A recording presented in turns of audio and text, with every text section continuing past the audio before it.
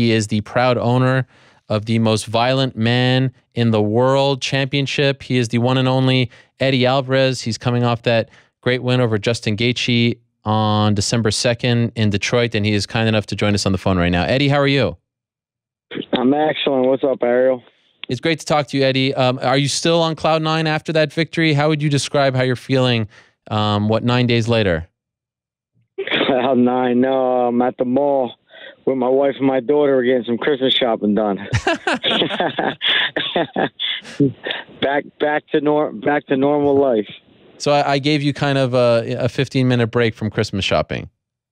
Yeah. I told Jamie I'm going to go back out in the car and knock this interview out, and then we're going to get some lunch. All right. Well, I appreciate you doing it. I appreciate you interrupting the Christmas shopping for us. Could I ask about the face? How is the face feeling? We're not seeing you right now. Are there any serious injuries as a result of it was all blown up. What happened there? No, my face is great, fresh as a daisy. I think I got a black eye underneath my right eye. That's it. And I think the left eye is gone. The bump that came out that I thought was a broken jaw, it was just like a hematoma. I don't know if it came from like an elbow or a headbutt, maybe even a punch, but it just popped out of nowhere. But it was nothing serious. It was all like soft tissue. So like that, there was nothing broken in my face. They did a bunch of scans. I got that checked out, and we're all good. Just the leg, just gotta continue following up with my leg. But I don't think that's anything that's going to be long term either. So we'll see. What was the injury that happened to the leg? My legs. I just got a bunch of. After the fight, there was water, all like crazy amount of water in my knee, and all swollen up. It still is a little bit, but it's went down significantly. I got like range of motion now. I got some MRIs done. They said I think initially the first diagnosis was like a Baker cyst erupted. So like when they erupt, you get like all the water or whatever goes back in your calf and in your knee. So like that was what all the extra fluid and stuff that was in my leg. But he kicked my leg out pretty good. So when we were walking out of the stadium, I'm like, shit, man, it's gonna be shitty walking through the malls all throughout the holidays. But I'm already a little bit better than what I was. So I see it healing okay. As we talked about going into the fight, there were massive expectations about this fight. I mean, it couldn't have been higher. Everyone was just going crazy about it. Do you feel like it lived up to the hype? I mean, come on, absolutely. I think the approach was right. The approach during the training was right. The working on kind of not giving a fuck so much and just going out there and not thinking about the actual fight so much or thinking about what I should do or being analytical about it. Just kind of going there and feeling it out. I feel like I was being myself. I was able to enjoy the fight. How many times have you watched it? Oh, a ton. It's fun as hell to watch. If nobody, I'm a fight fan before I'm a fighter. I watch Marlon's fight a ton of times too already. But if there's a good fight on where two guys are scrapping, I'm gonna watch it a ton of times. Even if it's me or not me, I like to watch a good fight, and that was a hell of a fight. Can you describe that feeling when you land the knee and you put your hands up and it's clear the fight is over? You actually you slayed the dragon. You don't have to go through it anymore. Your face is a little bit swollen. Your legs are killing. What's that feeling like when you come to the realization that you actually were able to finish this guy? First man to ever do that. I wasn't thinking about Justin finishing him. I was thinking about the first thing I thought about was like that was me. It felt exactly like I felt exactly like myself. Like I wasn't hiding nothing. I wasn't trying to be something that everybody wanted me to be. I was just fighting like Eddie Alvarez fights. And like when the whole crowd was going fucking nuts and my corners biting their nails and my corners like, what the hell are you doing? Like that's when I know I'm fighting my typical the way I fight. And I was proud of that I was able to get back there inside of the fight, get back to that kind of fighting. Was there a time when you felt like you were fighting, for other people, you weren't fighting for yourself, you weren't fighting like yourself, and had to get back to who you were and, fighting again for yourself and being happy with your performances? Did you feel like you strayed away from that?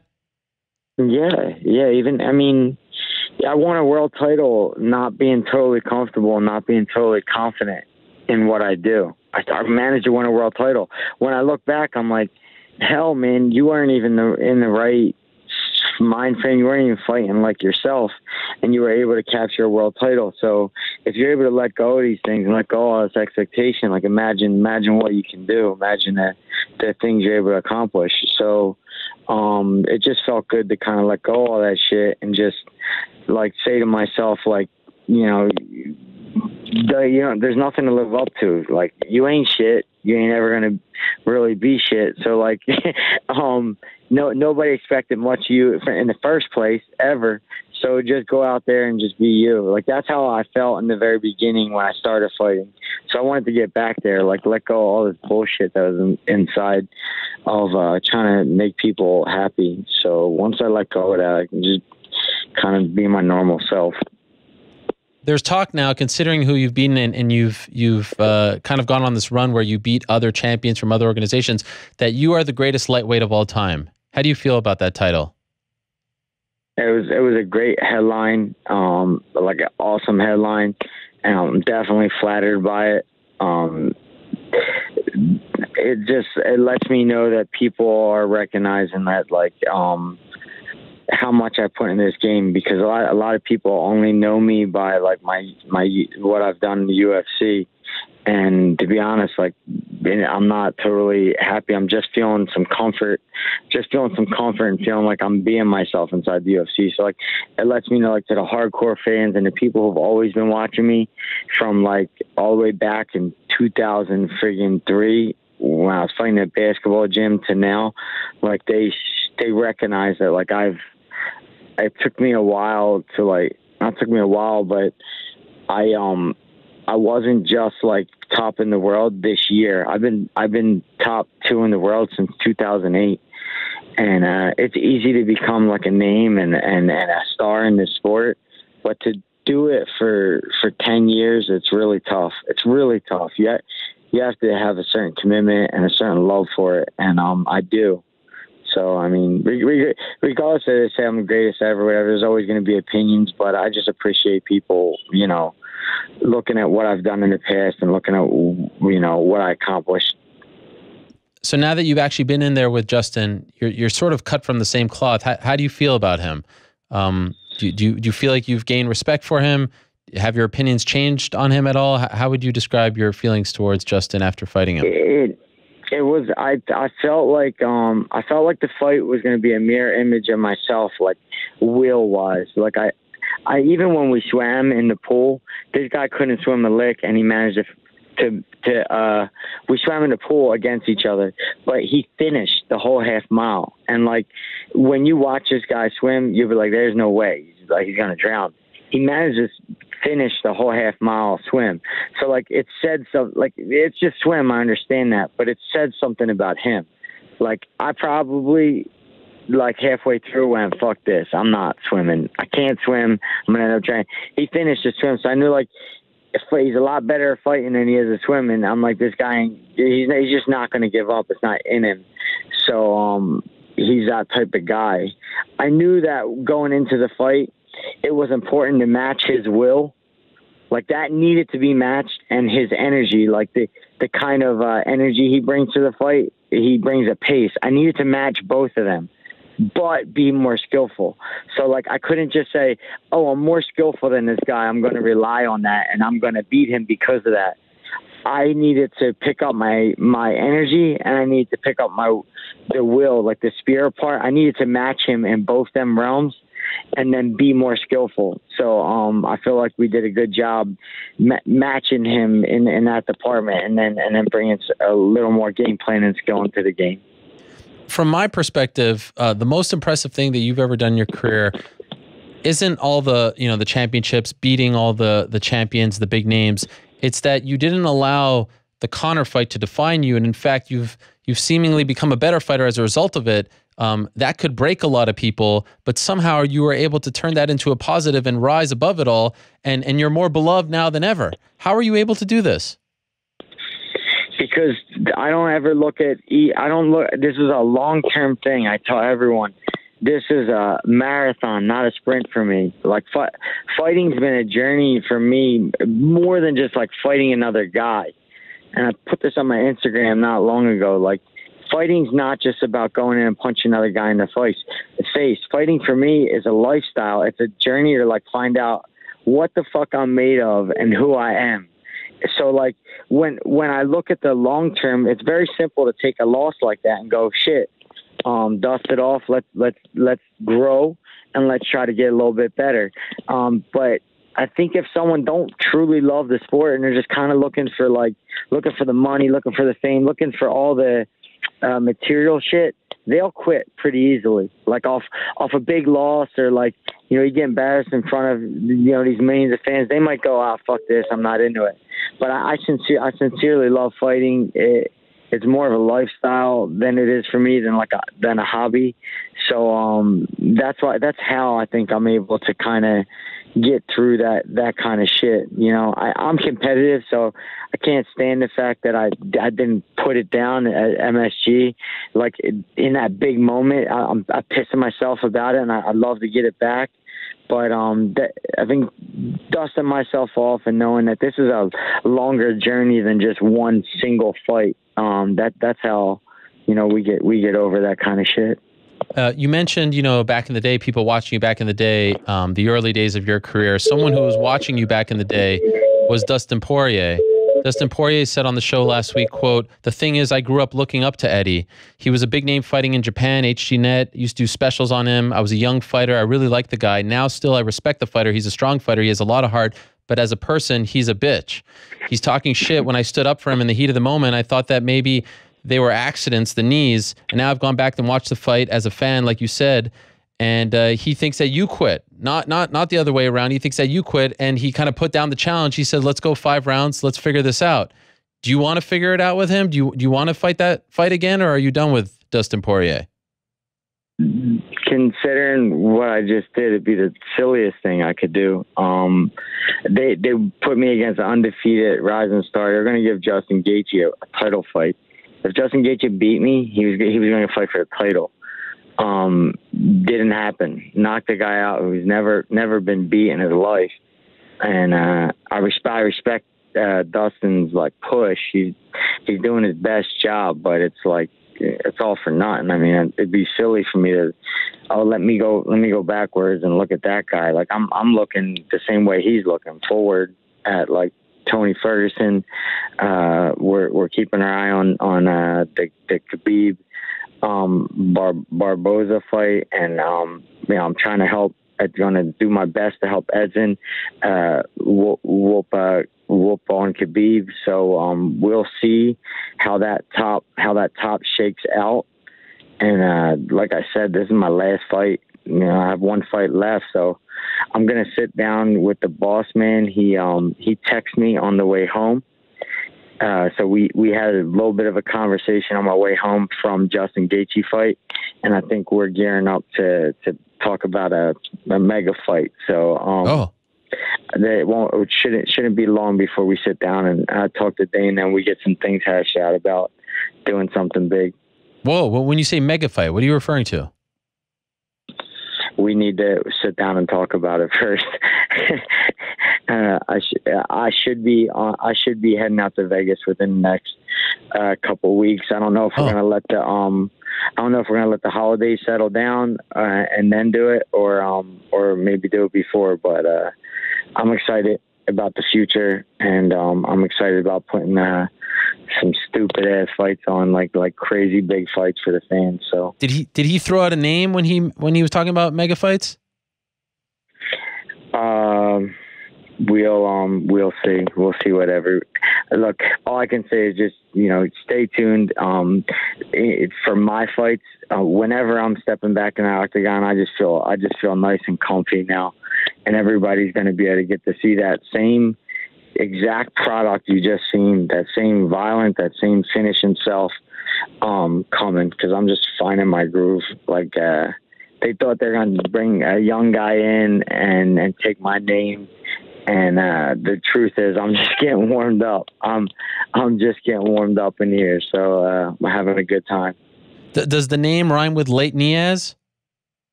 Oh man, you guys can draw or conclude. Look, we're gonna sit down, and all I can promise is that everyone will be excited. Everyone will be happy.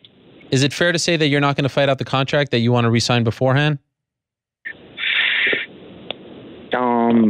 Yeah, I mean, we'll talk. You know, everyone will talk. I'm sure everyone at the end of the day will be happy. One thing about the UFC is that when you perform, and when you make the UFC money, and when you do the things that they want you to do, they reciprocate. Some guys complain a lot of times about what goes on, but rarely do they think about what they're giving back to the company, not just performance-wise, but financially. So you got to kind of weigh out what you're giving versus what you're getting. And we're going to sit down the next couple of weeks, and everyone's going to understand what we've been, the sacrifices each person made. And I'm sure they'll do the right thing. Last thing for you, Eddie. After the fight, you talked a lot about you wanted to just be the most violent man in the UFC, and it's a great title, and it's one that everyone's getting behind. And you even kind of brushed off the titles. At some point, are you going to redirect your attention towards the titles? And is it now? Is it after this Gaethje fight? At the end of the day, you always want to get back there, right? Because that brings you the most money. So how do you, or when do you start to redirect your attention back to that belt? I am, but I'm a realist. You know what I mean? Like, my eyes always on that gold belt. Like, I feel like I fucked up. I lost my belt, and I'm pissed about it. But I'm being realistic. Like, I can't. We can't make Conor get back in there. He's going to ask for something. It's going to take a while for that guy to defend that. And then Tony's waiting for Conor. Tony's going to sit. He's going to wait for that Conor fight, and try to get that big payday. For me, Edson, I hope Edson wins and then makes his run. I'll sit back and I'll let Edson become the lightweight champion. I would gladly sit back and love to see Edson capture that title. And, he did the same thing for me. I'll do the same thing back. But, for right now, shit just isn't defined with the title. And to be honest, there's not a lot of value in it. Like, what value is in it? There's an interim guy who beat the number 7 guy to become the champion. That's not a champion. You can't beat they can't bring a number 7 ranked guy in and then put him against the number 1 contender, and he beats him and he says, now you're the champion. That's silly. That's silly in any organization, any sport, anything. And then what else? So the champion isn't defending. So now the belt's like kind of the value of the belt loses its value. So for me, I'm like, let's make another belt. Let's make whoever's the most violent. At this point, we can make up whatever belts we want because there's not much value to them. So I want to fight the best guys. I want the fights to be violent. I want the fans to be jumping and screaming the same way they were on December 2nd in Detroit. That felt good to me. So I want to continue to feel good about the fights that I'm in. Incredible stuff, Eddie. Again, congratulations. I was in awe of what you did December 2nd in Detroit. I know the rest of the MMA community was, and it's so cool to see all the love and respect that you are getting. The community could be a rough place at times, but man, you have their respect, and that's pretty amazing to see. Enjoy the victory. Enjoy shopping with your family. Yes. One second. Let me.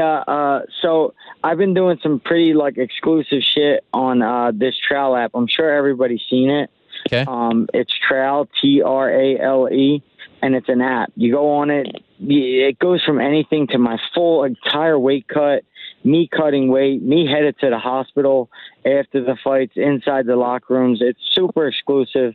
It's only for my fans. You're not going to see a bunch of hate on there and shitty comments. But if you guys can, download the app. It's free to download. You can create a profile and follow me on Trail if you get a chance, please. How do you spell if you're Trail? A fan of mine, Trail is Trale. Okay. All right. And people download it and they can interact with you. Download it and the stuff they'll be able to trail me and it's exclusive stuff. It's stuff I'm just not really going to share in my regular social network forums. You're going to see some pretty cool shit, and if you're a fan, you're going to love it. So check it out. Awesome. We'll do that. Thank you, Eddie. Enjoy the holidays. Appreciate it. Congrats again. Thanks, Ariel. All right, there he is, Eddie Alvarez, the most violent man in the UFC.